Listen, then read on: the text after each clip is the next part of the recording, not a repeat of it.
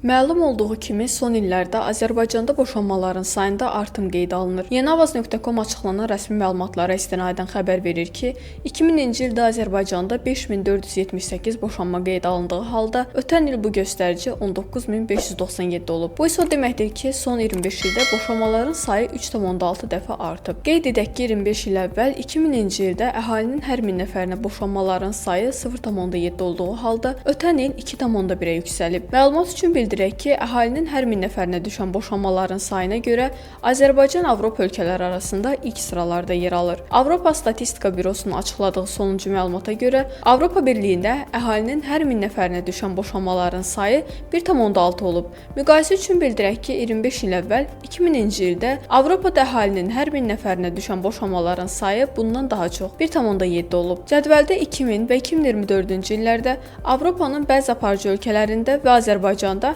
əhalinin hər 1000 nəfərinə düşən boşanmaların sayı göstərilib.